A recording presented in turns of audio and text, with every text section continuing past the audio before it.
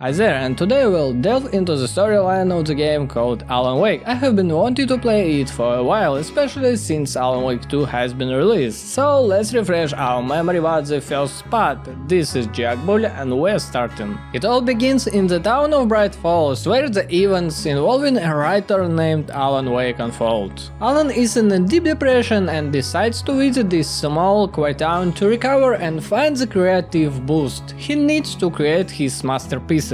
On the way, Alan hits a man, but then the body disappears and we have to walk to the lighthouse. On the way, Alan encounters the dark presence represented as people, but just a bit more malevolent. Eventually, Alan reaches the lighthouse and time wakes up, because it was just a nightmare when Alan fell asleep. To relax in this quiet town, he goes there with his wife and his agent. They have already rented the house to unwind, and all that's left is to get the keys to this house. But it turns out that the person who was supposed to give us the key is in the restroom and can't hand it over. So gloomy old woman gives us the key and mentions that he is ill. However, when Alan and his wife leave, Carol, who was supposed to give us the key, rushes out, but it's already too late. Thinking that the new place can bring inspiration back to her husband, the wife gives him a typewriter. However, the plan falls apart when Alan, furious about the unexpected gift, leaves the house.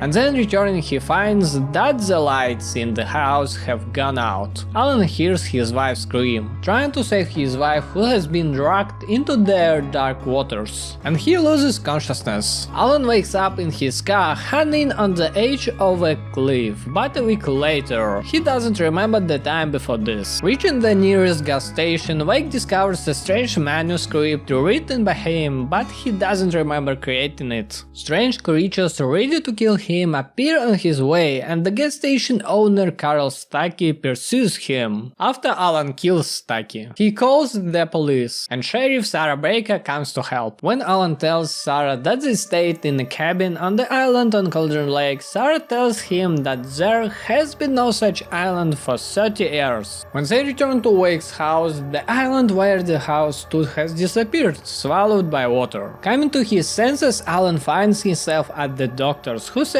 that Alan hits his head and is in shock. Also, Sarah wants to talk. During the interrogation with Sarah Baker, Alan remains silent, fearing they will take him for a madman. Suddenly, a call comes from a man who introduces himself as the kidnapper of Alice. He sets up a meeting with Wake at Lover's Peak at midnight, demanding nothing in return. He also tells Alan that if he wants to believe him, he can find Alice's driver's license in a wrecked truck. Although Alan doubts, he still finds Alice's driver's license in the wrecked truck in the backyard. Soon, psychiatrist Emil Hartman arrives at the station, offering Alan to stay at his lodge. Enraged, Alan breaks his nose. However, Hartman holds no grudge and still says his offer about the lodge is valid. In an unexpected moment, literary agent and close friend of Wake, Barry Wheeler, appears. He takes the writer and they go to the tourist center, where they meet waitress Rose Marigold and ranger Rusty. Rusty provides them with a cottage for a few days. Heading to Lover's Peak, Alan encounters the destruction of the tourist center by the dark presence, a huge black tornado that then disappears. On the ruins of the building, he meets dying Rusty, who asks to turn on the light. And while turning on the light, Rusty becomes taken. Alan has to kill him. Making his way through the forest full of the taken, he finds a cable car which breaks and falls on the edge of the forest. Surrounded by the taken, a man suddenly comes to Alan's aid, who turns out to be the kidnapper. Together they reach the Lover's Peak platform. After the last battle, the taken quiet down and Alan is angry, discovering that the kidnapper Mod deceived him. In reality, Mod demands a ransom in the form of all manuscript pages. Alan attacks Mod and they both fall off the platform. Mod escapes, dropping the gun, and Wake, with a struggle, makes his way to his cottage. On the way, Mod calls and sets up a meeting at the old abandoned mine in today. Also, we need to get to Barry faster because crows have surrounded our house. When Alan reaches the cottage, it is surrounded by hundreds of crows. We destroy the birds and Barry barricaded inside lets us in. In the morning, Alan tries to write a new manuscript but can't. Rose Marigold is reporting that she found the entire manuscript. Barry and Alan head to her unaware that is a trap. After all, they can't see the scene that we can see. Barry and Alan drove to the trailer park where Rose resides. After meeting the park owner Randolph, they headed to Rose's trailer. By the way, Randolph shared stories about Thomas Zane and Barbara Jagger who died under weird circumstances. Along the walk to Rose's trailer, Alan gets a call from Sheriff Breaker that an FBI agent would like to ask him some questions, so which Alan states he'll be right over. Rose prepared coffee with a tranquilizer for Wake and Wheeler and both lost consciousness. Alan regained consciousness first, but attempting to lift Barry was unsuccessful due to his weight. So Wake turned to Randolph for help. In the midst of encroaching darkness, Randolph called the police suspecting something suspicious about his friend's prolonged stay at Rose's. The arriving FBI agent Nightingale ordered the arrest of the writer. Alan escaped, avoiding the police and the FBI, heading to the Patman radio station. Passing by wrecked police cars, Wake heard on the radio about clashes between the federal agents and the Taken. Strange events occurred on the way to the radio station, wrecked cars, a crashed helicopter. Finally, Alan encountered the Taken, repelling them with light grenades taken from police cars. Reaching the radio station, Alan asked Pat for a car, but his request proved impossible as federal agents with Nightingale surrounded the station. Alan once again escaped the FBI. Finding a weapon, Wake headed to the train depot. There he found a car and went to the coal mine. The day of the appointed meeting with Mott and Alice arrived, but the kidnapper once again didn't show up. Kidnapper called Wake only at night, pointing the way to the Mirror Peak. The writer navigates through the forest, passing abandoned mines, a ghost town, the miner's graveyard, and the ruins of a house. Eventually, Alan reached the Mirror Peak, but sees Mott suffering, who had been deceiving Wake about his wife all along.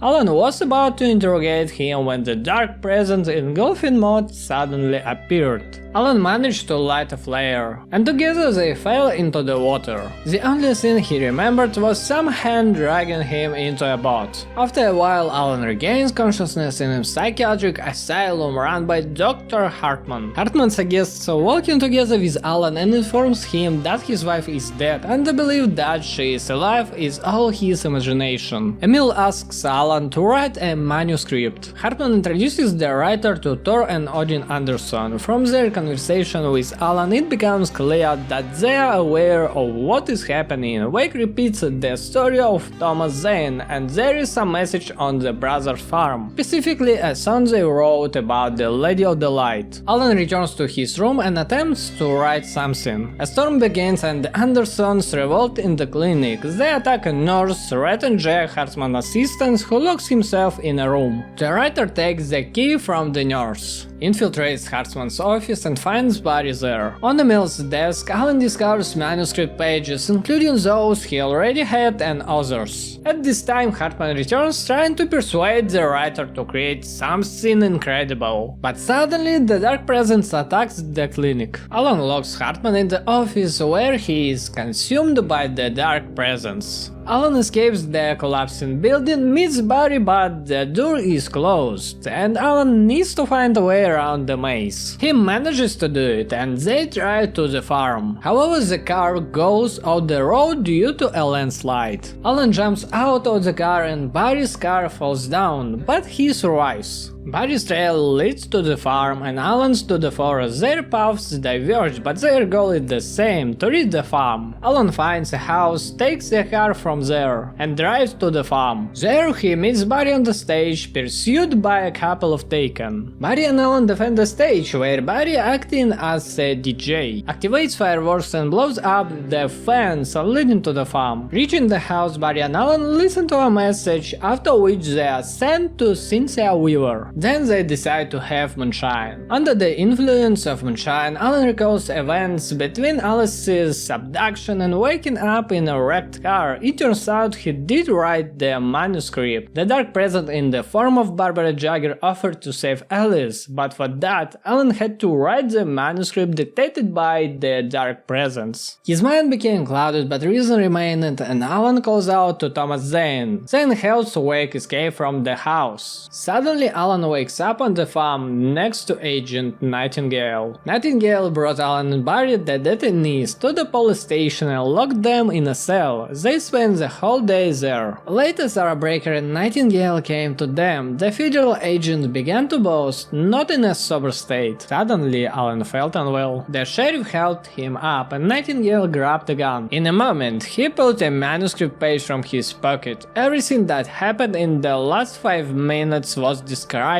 on this page. Suddenly, the dark presence pulled Nightingale out the door. Wake explains to the sheriff that he needs to get to the dam. She says they can reach a helicopter on the other side of town. Barry stays to call everyone in town, telling them not to go outside. Sarah and Alan make their way through the town to the mayor's office, where the key to a helicopter are kept. Even the mayor's office with the key, Sarah and Alan see Barry running down the road. But a bus suddenly falls in front of him, yet Barry manages to run into a fireworks store. Reaching the church, Sarah and Alan meet Barry decorated with garlands and many rocket charges. Together they reach the helicopter, but it needs to warm up. Sarah and Barry get in the helicopter and Alan defends the helipad from the taking until it warms up. Later they fly to the dam. Sarah can find a place to land on the dam and throws Alan away. Birds attack the helicopter. Eventually Alan reaches the Lady of the Light, who is in her sanctuary. It's so bright inside that it even blinds Alan. She has some rules and Alan breaks one by going outside during the night. She asks Alan to also cut off the power in the yard so that there is enough power to eliminate the pipe leading to where she can help us. Now the pipe is fully lit and we need to go through it, but Alan decides to call his friends first to find out how they are doing and where we are going. But during the call Alan realizes that the helicopter crashed and now he needs to help his friends. The Lady of the Light will meet Alan at the dam. And so Alan reaches Sarah and Barry, who are safe now, and he helps them against crows and the Taken. Making their way through crowds of the Taken, Alan manages to reach the dam, but now the dark presence is trying to kill him. He escapes from this dark presence and rides the elevator with Cynthia. The team proceeds into the well-lit room where Alan discovers a page penned by Thomas Zane. Also he found the clicker, the same one he had given to Alice. This page details Alan's childhood acquisition of the clicker and outlines the actions he must take to overcome darkness. Alan comes to the realization that he needs to turn these events into reality as described on the page. 2 years ago in a flashback, Alan awakens in his New York apartment, grappling with intense grogginess from a night of substantial drinking. After donning his sunglasses and taking painkillers, he notices a message from Barry on the answering machine, urging him to watch his interview on the Harry Garrett Show, where he promotes his new book, The Sudden Stop. Alice eventually enters the apartment and Alan, in a snappy mood, apologizes for the stress from the book tour. In the present day, Alan, pressing the clicker button, wonders if it has had any effect, but it seems nothing changed. He informs the group that he must make his way to Cauldron Lake to complete the story with the page left in the typewriter. Despite tearful goodbyes from Barry, Alan insists on going alone. As Alan reaches the dump stop, they suddenly switch a night, possibly due to the clicker. He finds a car but must proceed on foot when the tunnel to Cauldron Lake becomes blocked. Along the way, he faces attacks from Taken, possessed objects, and a dark presence hurling debris. Alan arrives at Cauldron Lake to confront Barbara Jagger within a tornado. Armed with a flare gun, he weakens the tornado and Barbara fade. He stands at the cliff's edge and jumps jumps at the page instructed, blacking out before hitting the water. Suddenly Alan wakes up in his New York apartment with Alice beside him.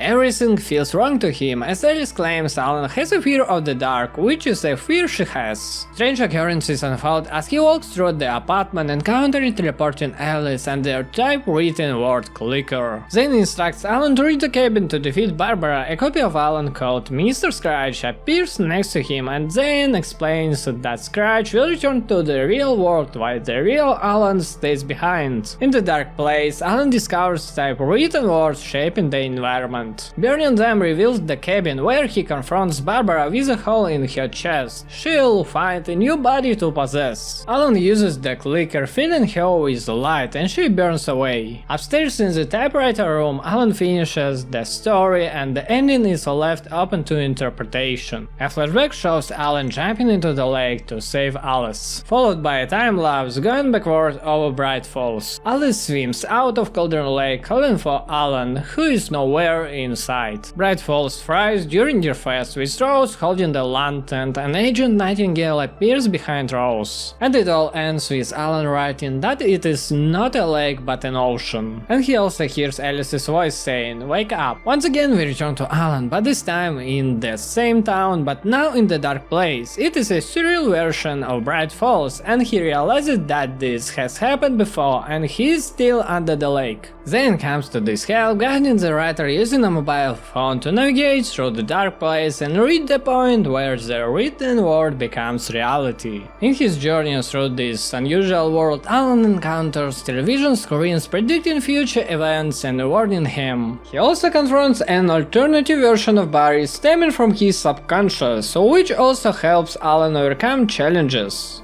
A signal from Zane leads Alan to the lumber mill, but upon investigation he suddenly finds himself back in his city apartment. Zane appears, claiming that Alan has become part of the force keeping him in the dark place. Alan doesn't believe this assertion, but soon faces a mad version of himself seeking to kill him. Alan overcomes this trial and wakes up in a house by the lake, realizing that he is still trapped. Continuing to navigate the tangled world of the dark place, Alan wakes up to recall his past memories of Bright Falls after leaving the cabin by Cauldron Lake and the Anderson farm. Zane explains that Alan needs to return to the cabin by Cauldron Lake through the lighthouse. The environment becomes extremely surreal, but Alan follows Zane's guidance, overcoming obstacles. Zane warns that Alan's real self is still in the house under the control of the dark presence, and the current Alan is also part of his own imagination, and he needs to wake himself up. The dark version of Alan turns off the lighthouse and actively hinders our Alan from reaching it using the Taken. There is also a scene where Alice speaks about Alan with hatred, and Alan agrees, but Zane persuades him otherwise, saying it is just his fantasy. Alan overcomes this and starts moving towards the lighthouse despite the Taken against him. With Zane's help, Alan finally achieves his goal, passing through the lighthouse and finding himself back at the house. As he reaches the house, an illusion of Barry warns him that he needs to let go of all his illusions before he can wake up his mate version. Alan begins to battle illusions of Dr. Hartman, the Anderson brothers, and Barry himself. After his victory, Alan returns to the house. He finds himself in a paranoid state on the floor. Touching his unchained version, he wakes himself up, realizing that he can no longer be a prisoner of delusions and leave the dark place as Zane came to hear. Alan goes to the typewriter to write a new book, Return.